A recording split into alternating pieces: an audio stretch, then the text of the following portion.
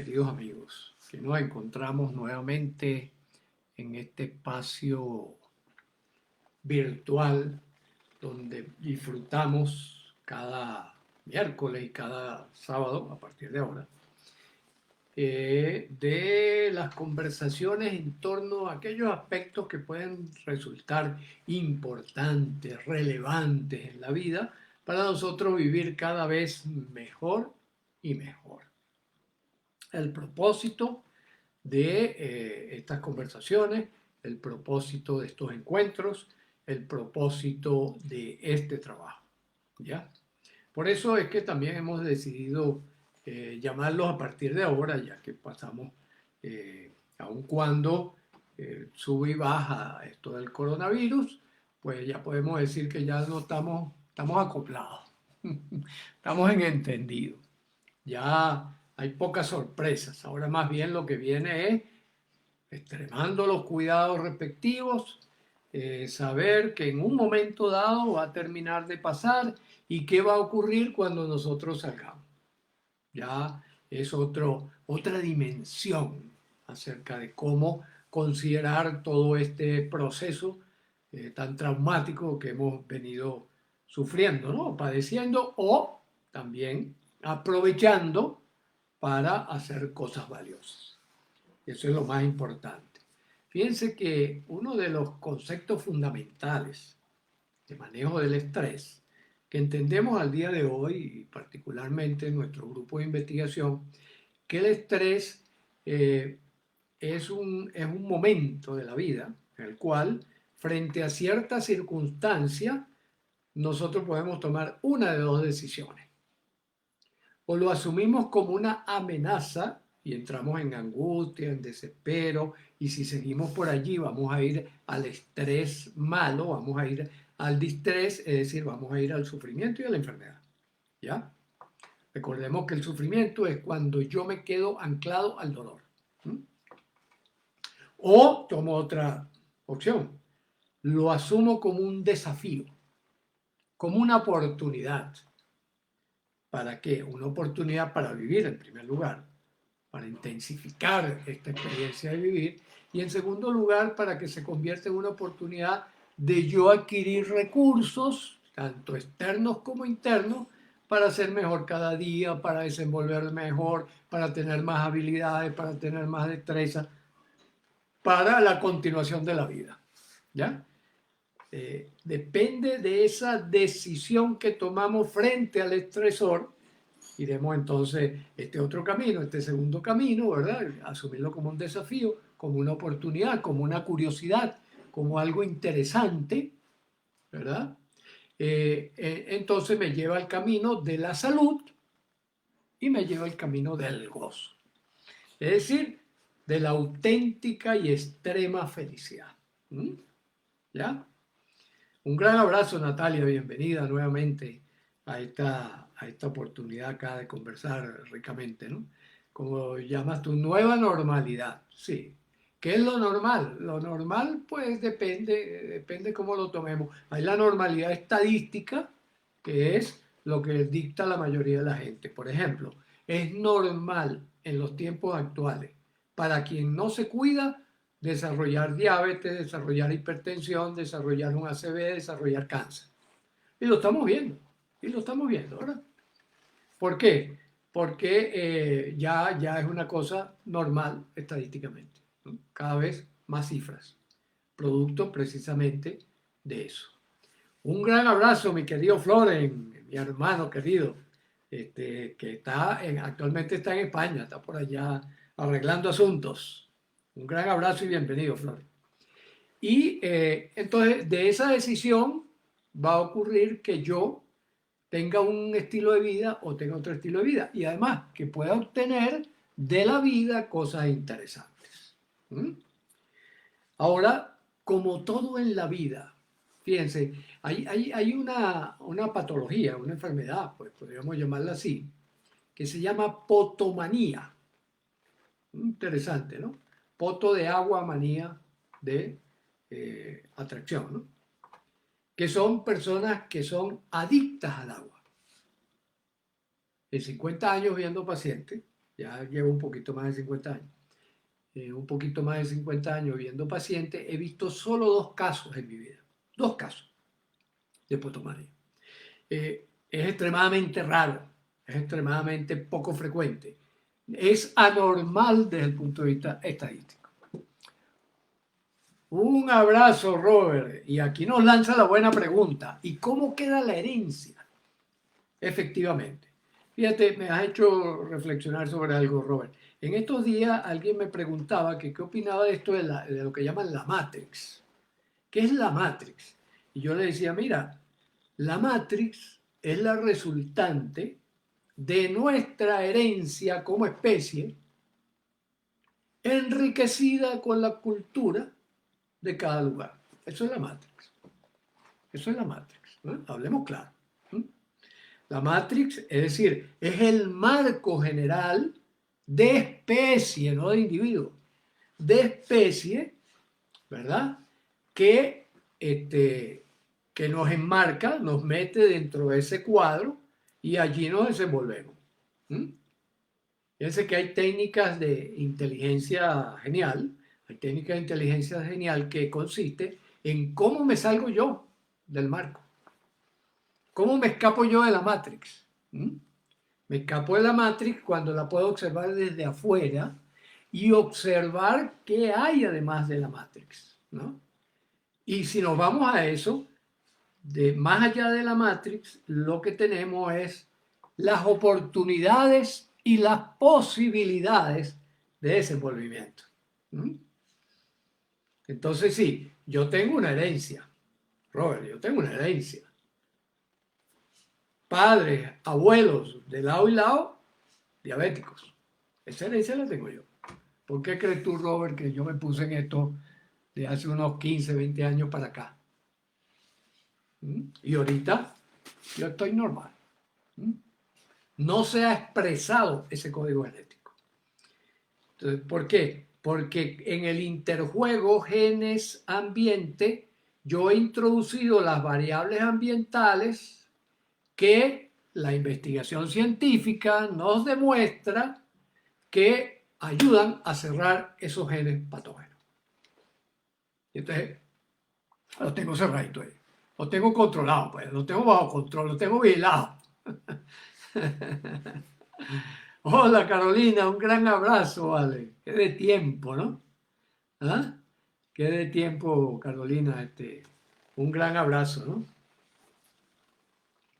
Entonces, fíjense, este tema es sumamente interesante. ¿Por qué? Porque es el tema marco donde podemos incluir esto que estamos llamando el trastorno por acumulación de poder.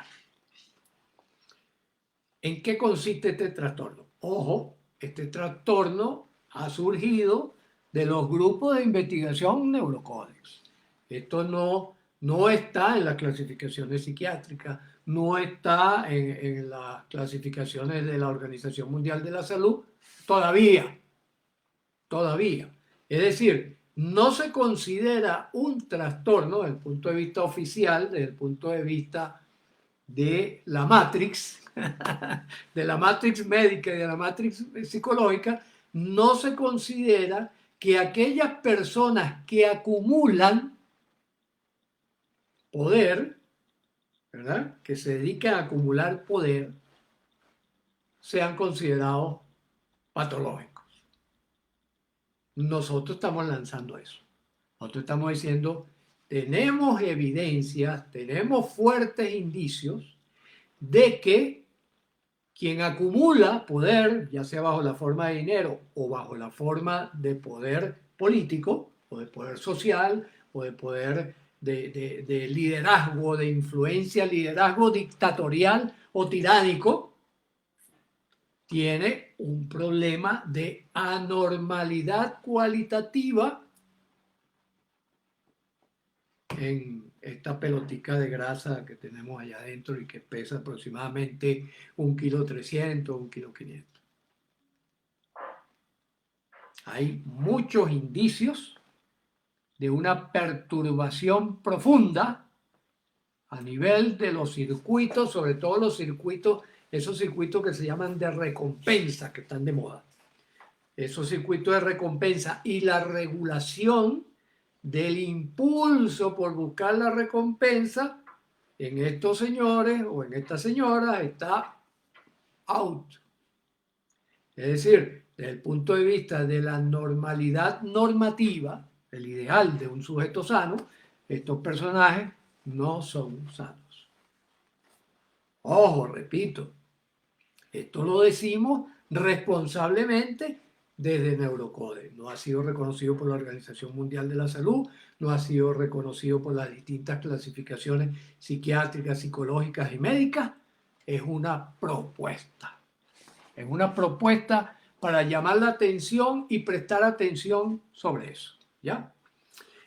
Nos dice Avix, claro, yo diría que la Matrix es el paradigma versus el cambio debido al movimiento. Y ahí en ese paradigma creo que está también la herencia.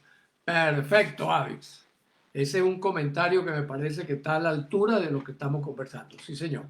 Eso es la idea, el paradigma, ¿no? Ahora, ¿desde cuándo empezamos a hablar de Matrix? Lo interesante que es esto, ¿no? ¿Desde cuándo empezamos a hablar de Matrix? Desde que salió la película. Publicidad y mercadeo. Ojo, porque la Matrix, es decir, la herencia que traemos como especie, más las culturas, las distintas culturas que ahora se están convirtiendo en una sola cultura universal, nos enmarcan a través de la publicidad y del mercadeo. Entonces, ¿qué es lo importante en la vida? ¿Cuál es el valor fundamental al día de hoy? Ser millonario. El que tiene más plata tiene más poder. El que tiene más plata hay que abrirle las puertas. El que tiene más plata hay que sonreírle. El que tiene más plata. Y plata, dinero y poder político se casaron y están casados actualmente. Las dos formas de poder, de ejercer influencia sobre los demás, se casaron. ¿Ya? Robert dice, ¿quiere decir que la alimentación es determinante en las patologías? Sí, Robert, aunque yo diría que el determinante hay que ponerlo entre comillas. Sí. La alimentación es un factor clave, no solo en la patología, en la salud. ¿Por qué? Porque fíjense, desde los años, esto empezó en los años 40, la Organización Mundial de la Salud, cuando dio la primera definición de salud, pero la ha venido modificando, fortaleciendo, sobre todo robusteciendo, hasta que desde los 90 para acá, la Organización Mundial de la salud, no estamos hablando de la enfermedad, define la salud como el máximo estado de bienestar alcanzable, el máximo estado alcanzable de bienestar físico, cuerpo, mental, social y espiritual. Ahora díganme ustedes, desde el punto de vista social, ¿un tirano imparte salud social? ¿Mm? Un personaje que se muestra orgulloso ante las pantallas de televisión para decir que él tiene 10.000 millones de dólares en varias cuentas y en varias inversiones y tal, qué sé yo, y lo dice con satisfacción, orgullo, y no le pasa por aquí los niños que están muriendo de hambre en Venezuela, en Biafra o en cualquier lado. Ese está impartiendo salud social. Esas son las preguntas que empezamos a hacernos y que nos llevó a elaborar este síndrome, este trastorno, como una propuesta para analizarla, como una propuesta a tomar en cuenta dentro del diseño de la tarea de la Organización Mundial de la Salud, que sería la búsqueda de ese máximo bienestar alcanzable, físico, mental, social y espiritual. ¿Ya? En cada uno de los pobladores de la Tierra. Bueno, se metieron en ese paquete, tienen que ver cómo lo resuelven, ¿no? Entonces fíjense que eso cambia completamente las cosas. Incluso cambia completamente la visión tradicional del médico con respecto a las personas que tiene delante. Porque ya ahora como médico, y esto lo sumo a la propuesta de la medicina ultramoderna, como médico, yo no solo tengo que cuidar la salud física de la persona que tengo delante. No solo tengo que quitarle la enfermedad que esté padeciendo o prevenirla, sino que yo tengo que encargarme de promocionar que cada vez esté más saludable. Más saludable físicamente implica la alimentación, Robert. Pero ¿qué ocurre? Lo físico, lo mental, lo social y lo espiritual ya sabemos que es un solo paquete, es un sistema. Interactúan y traen consecuencias. Por ejemplo, lo que ya está altísimamente demostrado, aun cuando todavía por paradigma, por Matrix, algunos médicos, profesionales de la salud en general, se resisten a aceptar. No es un problema de que no haya la información, es un problema de resistirse ante lo que es evidente. Mente y cuerpo constituyen un solo sistema. Por eso es que también tenemos sanaciones de la mente. Eso lo saben los orientales hace muchísimos siglos, ¿no?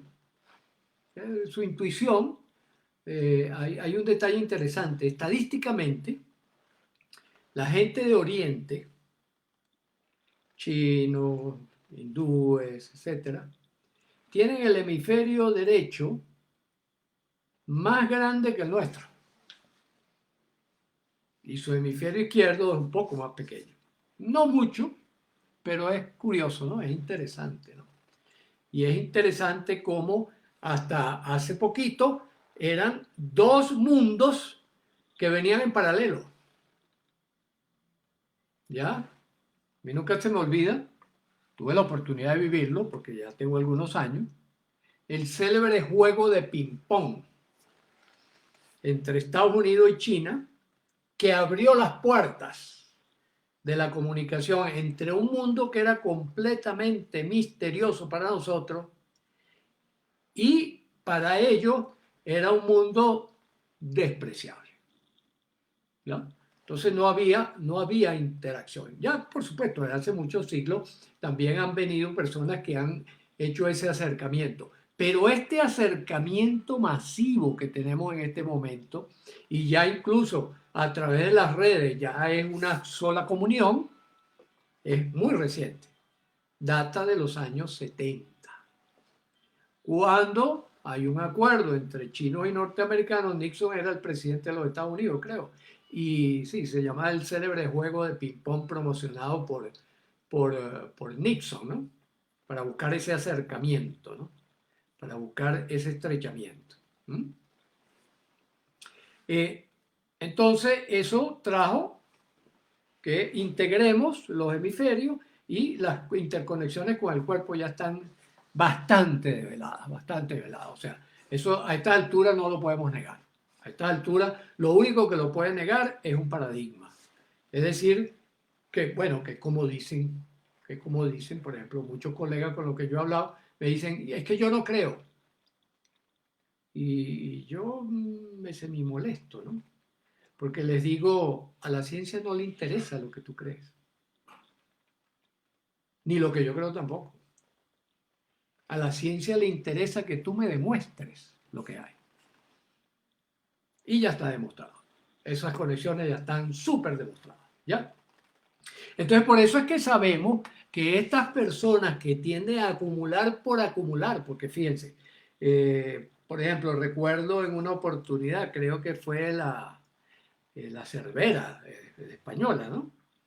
Que cuando donó el castillo, uno de sus castillos, ¿no? Uno de los castillos, para crear el museo, creo que fue el Reina Sofía, si mal no recuerdo, uno de estos museos grandes de Madrid. Y ella lo donó digamos, a la administración pública para que la gente pudiera entrar allí, etcétera, etcétera, y disfrutar del arte y tal. Y le preguntaron, pero ¿por qué usted dona un castillo completo? y ella dijo, nadie se puede comer 4 pollos de una sola sentada. O sea, no te puedes comer 4 pollos.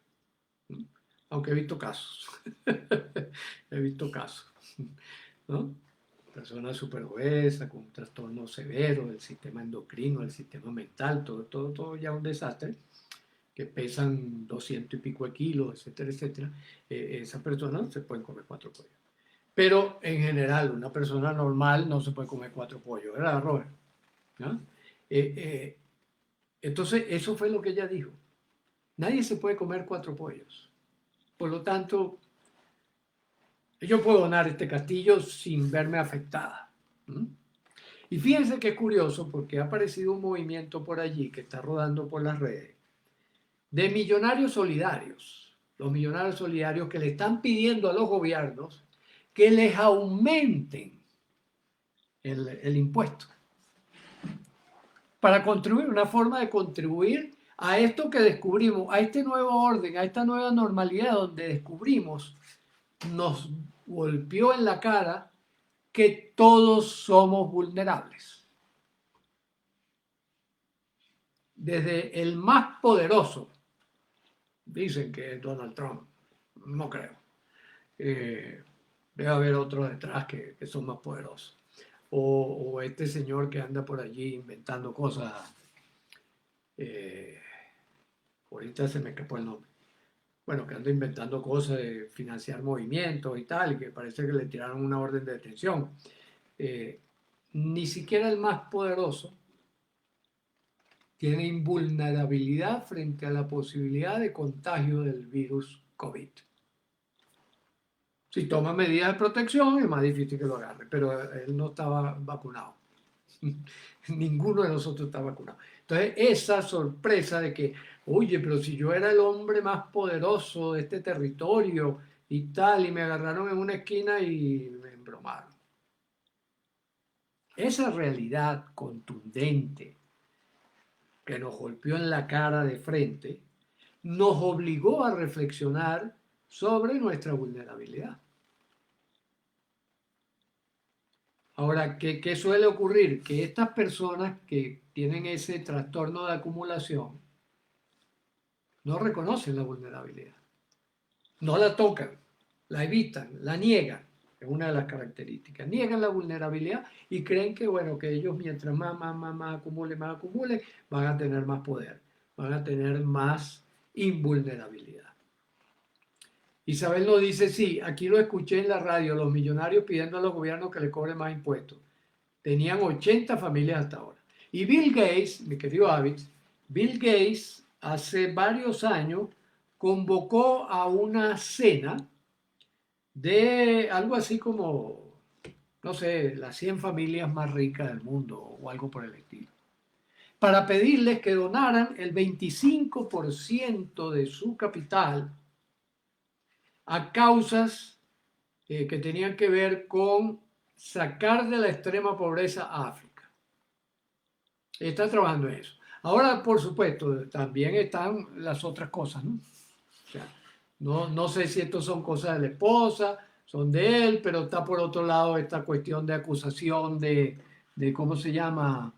De las vacunas y tal, todo un rollo que es muy discutible, la verdad que es muy discutible todo eso, ¿ya? Exacto, Isabel, Soros. Este señor Soros, por ejemplo, que yo me quedé sorprendido porque yo había leído algunas cosas de él y me parecía simpático el hombre, y me parecía que estaba en una buena onda diciendo que tenemos que ir a un mundo más sincero, pero parece que se pasó para el otro lado. En una entrevista le escuché decir, por lo cual sí, él tiene el trastorno de acumulación de poder, le escuché decir en una exposición que hizo, una entrevista que le estaban haciendo, dijo, claramente lo dijo, a mí lo que me interesa es ganar más dinero. Si yo para ganar más dinero tengo que inventar una truculencia, como por ejemplo financiar a los grupos de izquierda, yo lo hago. ¿Por qué? Porque eso me va a retribuir más dinero. Yo me quedé asombrado y ahí se me cayó toda la admiración que tenía por este señor Soros. Porque yo había caído ingenuamente en la idea de que realmente era un hombre que estaba aprovechando la circunstancia de ser multimillonario para hacer avanzar al planeta, hacer avanzar al mundo. ¿Ya? Recuerden, salud social. Pero después me entero que este hombre quebró el Banco de Inglaterra y lo quebró para enriquecerse. Es decir, le importó un pito el destino de los millones de habitantes de Inglaterra. Se pasó por encima de eso. Se lo pasó por encima. Entonces, indudablemente, este señor, su área social, sus circuitos que tienen que ver con lo social como un elemento común, indispensable para nosotros vivir bien y además para conmover, ¿no? Lo que llamamos el dolor ajeno, la misericordia, la compasión, ese tipo de sentimientos nobles instalados por la naturaleza. ¿Para qué? Para que nos reforcemos unos a otros, porque nosotros somos un tejido. Nadie vive solo ni nadie puede vivir solo. Y esta ilusión que tiene los que padecen el TAP, trastorno de acumulación de poder, de creer que el centro del universo está en su ombligo, es una idea casi delirante. Hay por allí algún psiquiatra. Es una idea casi delirante. ¿Ya? Creer que yo soy el centro del universo, que yo soy lo más importante de este juego tan curioso y tan fascinante como es miles de millones de galaxias por ahí rodando. ¿No? Y yo todavía pensar como pensaban los antiguos, porque creían que había un cielo. Recuerden ustedes que los grandes pensadores razonan dentro de la Matrix. Entonces, ¿cuál era la Matrix? Fíjense, por ejemplo, un personaje como Aristóteles. Le dice, uno de los mejores y auténticos pensadores que descubrió muchísimas cosas. Bueno, y que nos dejó la lógica formal, nada más y nada menos, ¿no? Nos dejó los principios de lógica formal. Ese señor decía que había, no recuerdo bien si 4 o 5 planetas. ¿Ya? 4 o 5 planetas que giraban alrededor del Sol, tenía la teoría heliocéntrica, y que más allá había un manto de estrellas, de lucecitas de noche. ¿Para qué? Para que no nos tropezáramos cuando camináramos de noche por ahí. No había linterna, acuérdense de ese detalle, ¿no? Miren qué tamaña ingenuidad, ¿ya? Miren qué tamaña ingenuidad llegar a suponer que terminaba ahí el mundo. Y eso duró siglos, eso duró siglos. El célebre juicio a Galileo, por ejemplo, donde cuentan que un sacerdote, un obispo, algo de eso, se para delante de Galileo y le dice, si realmente la tierra se mueve, ¿por qué el vaso no se cae? Y todos se burlan del pobre Galileo. Y el Galileo lo que hacía era mirarlo y decirle, wow, qué ingenuidad, ¿no? Qué ingenuidad. ¿Ya? Seguimos siendo ingenuos. ¿Ya? Hay montones de cosas que ignoramos. Pero ya sabemos, por ejemplo, que sí, que esta es una piedra relativamente pequeña. El planeta es una piedra relativamente pequeña, donde nosotros vamos viajando a 106.000 kilómetros por hora por el espacio. Y no solo eso, esta piedra va rotando y rota 40.000 kilómetros por día. Como para bajarse, ¿verdad? Como, ¡wow! Yo digo, si nosotros tuviéramos conciencia de eso, si nos pudiéramos dar cuenta de eso, viviríamos vomitando las 24 horas del día. ¿Mm? Un abrazo para Gray y para Oli también, ¿no? Viviríamos vomitando las 24 horas del día si tuviéramos conciencia de eso. La naturaleza, nuestro código genético de especie, nos impide que nosotros nos enteremos de muchísimas cosas, ¿verdad? Para poder vivir, para poder transitar, para poder disfrutar, ¿ya? Exacto, Avi. Mafalda siempre lo supo, exacto. Mafalda lo supo. Entonces, fíjense qué es lo que está detrás de todo esto. Lo que está detrás de todo esto es, la Organización Mundial de la Salud ya se dio cuenta que nosotros no solo tenemos que cuidar nuestro aspecto físico, nuestro aspecto mental, sino que también tenemos que cuidar y cultivar el aspecto social y el aspecto espiritual. ¿Por qué? Porque somos una red. Cuando las personas padecen el trastorno por acumulación de poder, no son capaces de detectar las consecuencias sociales de su proceder. No lo detectan, por lo menos desde el punto de vista de solidaridad humana. Lo detectan desde el punto de vista de yo soy el líder. El ombligo, el centro del universo está en mi ombligo. Y por lo tanto yo cada vez tengo que tener más y más y más poder. ¿Mm? Yo cada vez tengo que someter más a los demás a mis designios. Entonces, si yo monto una empresa, por ejemplo, yo desprecio el trabajo de mis empleados y de mis obreros, ¿no? Entonces, les pago una miseria. Les pago una miseria. ¿Por qué? Porque digo, yo soy el de la idea y además yo tengo los reales. ¿Mm? Entonces, fíjense cómo la sociedad, la Matrix, también, como está en manos de las personas que tienen trastorno de acumulación de poder, ellos hicieron un diseño social a su medida. El que más tiene dinero y el que más tiene poder es el que tiene que gobernar. No el más inteligente, no el más solidario, no el más amoroso, no. El que tiene más poder, ¿no?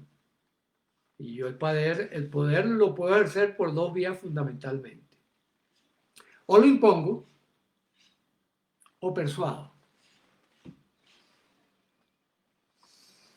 Y en esto han habido unos cuantos personajes en la historia muy interesantes que han sabido utilizar, por ejemplo, la persuasión como un instrumento de control, como un instrumento de poder.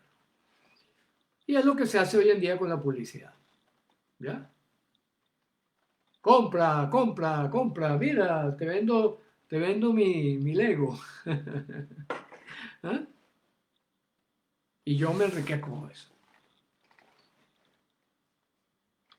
Hubo una época en la cual la mayoría de las personas, por ejemplo, que eran fabricantes, constructores, etcétera, etcétera, centraban su utilidad en el servicio o en el producto.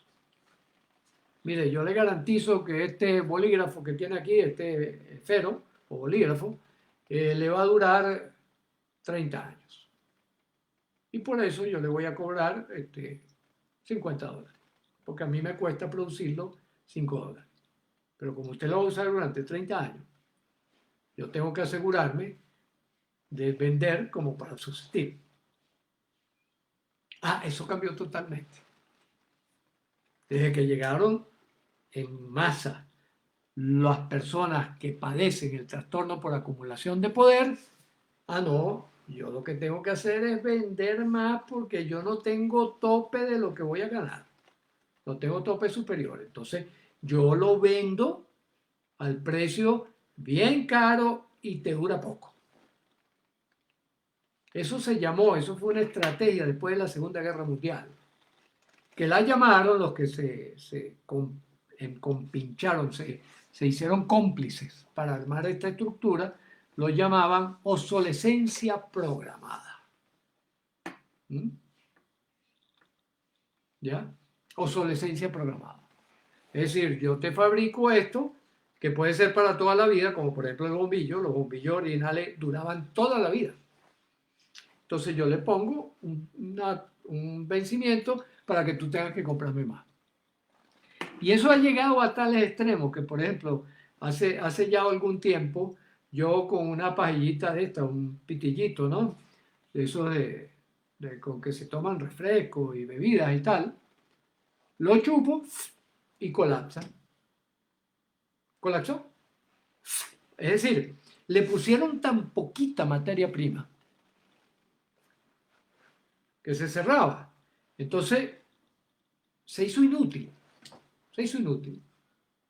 Pero igualito lo venden, igualito la gente lo vuelve a intentar, igualito. ¿Gracias a qué?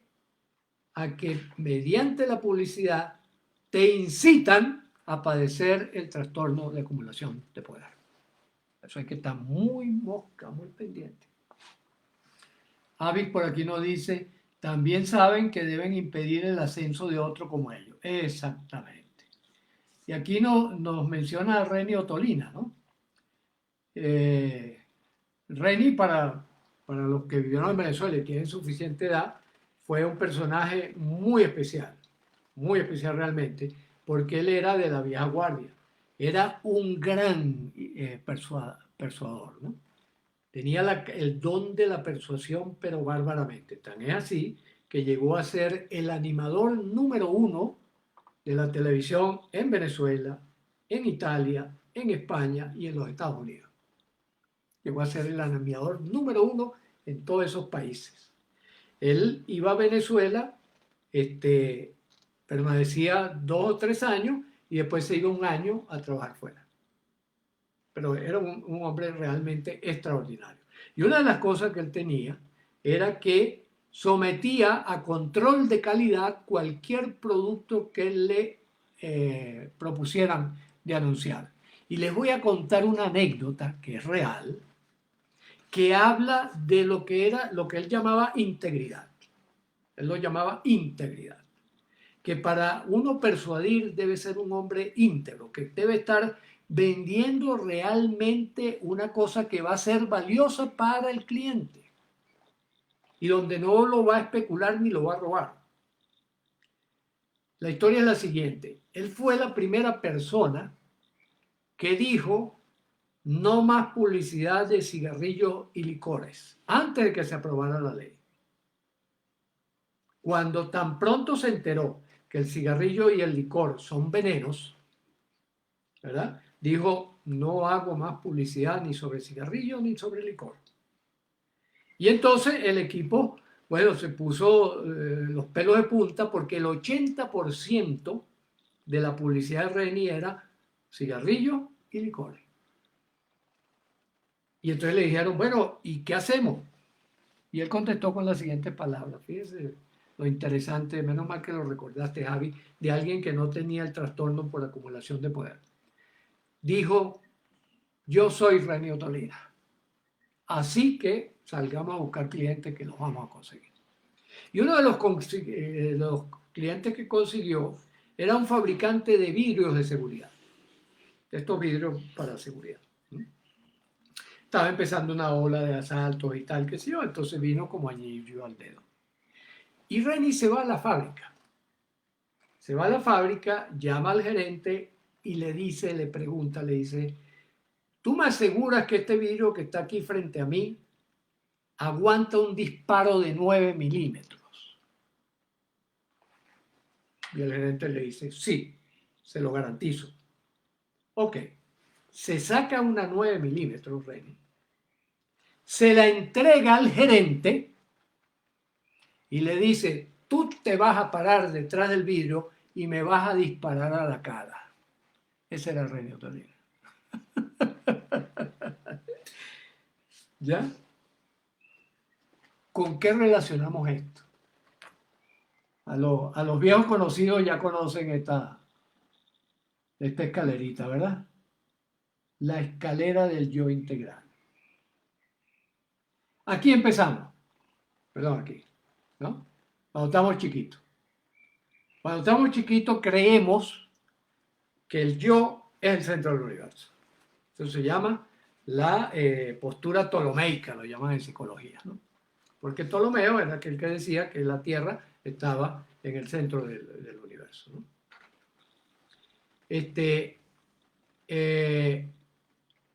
Cuando nosotros entendemos que formamos parte de un conjunto, subimos al yo altruista. Aquí es donde nosotros nos podemos dar cuenta de la dimensión social. Aquí se paró Reni cuando no le dice, párese usted y yo le disparo. No, no. Yo le entrego la pistola y usted me va a disparar a mí. Mira el nivel de riesgo que está corriendo. ¿Ya? Lo puedo convertir en asesino si usted me está engañando. Y el hombre que sabía el producto que tenía le disparó. Y Reni le dijo, te ganaste el puesto en mi programa. ¿Mm? Qué bárbaro, ¿no?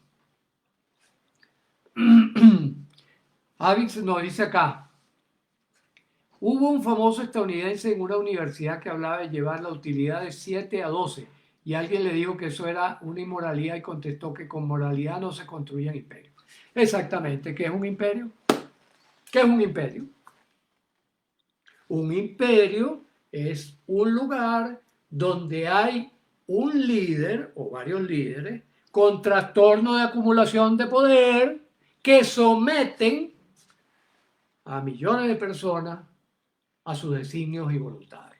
Por lo tanto, sí, es una inmoralidad. Es una inmoralidad. Si yo hubiera estado en esa clase, hubiera insultado a ese insigne profesor. Le hubiera dicho, usted está como un niño de 6 meses que todavía no se ha dado cuenta de que usted no es el centro del universo. Su ignorancia es mayúscula. La ignorancia de la vida. ¿Mm? Y fíjense que cuando, por ejemplo, cuando nosotros hablamos con la gente de los partidos verdes y tal, que te dicen, bueno, lo importante es la naturaleza, incluso algunos se llegan a matar, casi suicidar, por ejemplo, con los barcos cuando intentan parar los petroleros y tal. Eso subieron otro escalón en la dignidad humana. Eso subieron para acá. ¿Ya? Entonces, fíjense, las dimensiones que están en juego, ¿no? Y por eso hablamos de salud integral, ojo, ¿qué paquete se metió la OMS? ¿Verdad? Comienza con la dimensión mental, lo único que existe en mi cabeza, no existe más nada. Y me comporto así frente a los demás. O sea, desconozco las leyes del tejido social y me paso por encima de todo eso. ¿Mm? Y además respondo a una matrix que ha sido elaborada por mis predecesores en el trastorno por acumulación de poder. Esa es la realidad donde estamos. El trabajo de voltear la tortilla. No sé si lo lograremos, pero para eso tenemos esta estrategia. La estrategia se llama amar, amar, simplemente. ¿Qué es el amor? El amor es amar. No hay tal cosa como el amor. Existe es amar, es un verbo, es una ejecución, es una acción que llevamos a cabo, ¿verdad? Donde utilizamos las siglas amar precisamente para dónde está puesta la atención. Fíjense, por ejemplo, los lamas, ¿qué es lo que nos enseñan los lamas? ¿Qué es lo que nos dan los lamas? La posibilidad de a través de meditaciones subir por la escalera, subir por la escalera. El famoso ego, del que tanto hablan, que el ego, que hay que quitar el ego, que hay que pagar el ego no es otra cosa sino que tú estás en el primer escalón. Eso es lo que significa ego. Si tú estás luchando con el ego es porque no sabes cómo subir al próximo escalón. Entonces aquí te damos las pistas. ¿Cómo subes el escalón? En primer lugar, prestando atención a cada escalón. Para no caerte, para no tropezarse, ¿verdad? Cuando uno sube una escalera por primera vez, uno presta mucha atención al tamaño, al nivel. Exactamente, ese es el papel de la atención. En segundo lugar, motivarnos. ¿Qué sentido tiene? Bueno, para yo subir por esta escalera, indudablemente que tengo que sentir solidaridad, solidaridad con el universo, si yo quiero llegar hasta aquí arriba, ¿no? ¿Verdad? Si no experimento eso, estoy perdido. La motivación viene precisamente de qué está pasando en mi corazón como sensibilidad para yo abocarme a hacer algo. Y hay que hacer, acción, acción. Por ejemplo, ¿qué entiendo yo que es mi misión? Esta es mi acción. Mi acción es contribuir a divulgar estas cosas. A eso me he dedicado y a eso me seguiré dedicando hasta que mis ojos se cierren. Y después, recursos. Hay que estudiar, hay que buscar, hay que asesorarse. ¿Ah? Hay que reconocer la vulnerabilidad. Nadie viene aprendido. Vean un bebé recién nacido. Ahí no hay nada. ¿Verdad? Hay que aprender y por eso el papel de los padres, los educadores, de la web, el YouTube. Entonces me meto, veo 40.000 veces el mismo video de alguien que valga la pena, del Dalai Lama, de Matthew Ricard, de Richard Davidson, de David Goleman, de montones, de Manuel Puig. ¿Ya? ¿Para qué? Para lo que nos está diciendo aquí Isabel, para salir de la Edad Media. Una de las últimas conferencias que le pude escuchar a Mario Bunge, a don Mario Bunge, que lamentablemente ya murió, también ya le tocaba despedirse, tenía 100 años. Él decía, sorprendido, ¿no? De una conferencia que le escuché en Argentina, y eso que estaba empezando toda esta vorágine, empezando el año 2000 por ahí. Y él decía, ¿y esto qué es? Se ponía la mano en la cabeza, ¿no? ¿Y esto qué es? El medioevo, ¿no? Hablando de todo el desastre y todas estas cosas de confusión y tal que ha venido por no leer adecuadamente lo que nos colocan en la web y lo que nos colocan por ahí. Yo recuerdo una valla, por ejemplo, que está en Caracas, o estuvo, no sé si estará todavía, una valla gigantesca que ocupaba un edificio de 10 pisos, la valla. Y la valla era una muchacha delgadita, jovencita, muy bonita, con una carterita pequeñita que le tapaba los genitales. Eso era todo.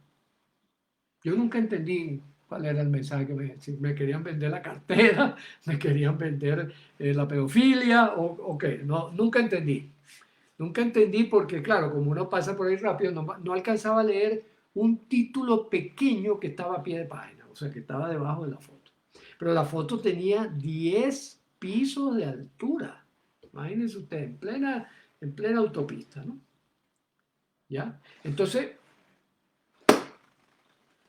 somos víctimas de la Matrix. Y la Matrix ya sabemos quiénes son las que la operan. Por una parte, lo opera el código genético con las posibilidades, el conjunto de posibilidades y oportunidades que nos brinda el cuerpo que tenemos, ¿no? Voy a intentar finalizar con un verso de Wilfrido Machado. Wilfrido no está por ahí, por cierto. Wilfrido Machado tiene un verso que dice, un hombre no es un pájaro y debe soportar la ruindad de estar unido a la tierra como un ángel lo está al cielo. Punto. Claro, inventamos aviones, inventamos ahora los aparaticos estos para volar, el motorcito. En días atrás uno cruzó el Canal de la Mancha, pero no lo podemos hacer solo. Necesitamos utilizar las leyes de la naturaleza, modificarlas y adaptarla a esa necesidad que tenemos. Eso es parte de la vulnerabilidad. Es parte de la aceptación de que si queremos dominar, tenemos que estudiar. Que si queremos aprender, tenemos que hacer el esfuerzo de ir tras los recursos, ¿ya? Para poder tener realmente unos criterios saludables. Bueno, Avix dice, dentro de unos 100 años más, larga vida. Está bien, perfecto. ¿Ya? Ok, entonces, si hay algún comentario más, alguna cosita, aprovechen este instante porque ya me voy despidiendo, ya me estoy pasando también de ¿cómo se llama? De conversador. Les doy ahí un minutico para que si quieren proponer algo, alguna cosa. Avis dice, un hombre no es un pájaro y tendrá que soportar la ruindad. Acuérdate que Wilfrido es un poeta, ¿no? Y estará atado, no. Un hombre no es un pájaro y ha de soportar la ruindad de estar unido a la tierra como un pájaro de estar cielo, como un ave, como un ángel de estar cielo. Soportar la ruindad, es decir, reconocer la vulnerabilidad, sí, tenemos límites. Los seres humanos tenemos límites. Los que tienen el trastorno por acumulación de poder creen que ellos no tienen límite. Y ahí está el George Soros. No sé si le pusieron los ganchos, pero ojalá. ¿Ya? Si no se lo han puesto todavía. ¿Ya? Ok, queridos amigos, el sábado, como ahora hablamos claro, y buscamos cada vez hablar más claro, vamos a tratar el tema de la agorafobia, que nos lo pidieron por allí, ¿no? Teléfono de la agorafobia, es decir, ese temor que en algunos momentos y que ahora se está poniendo de moda, que es, ya tuve tanto tiempo encerrado que ahora me da miedo salir. Para que ustedes vean cómo el cerebro aprende, aprendió. Primero no nos queríamos quedar en la casa y ahora no nos atrevemos a salir. Ese es el ser humano. Ese es el ser humano en pleno desarrollo. ¿Está bien? Ok. Entonces, mis queridos amigos, un abrazo y seguimos.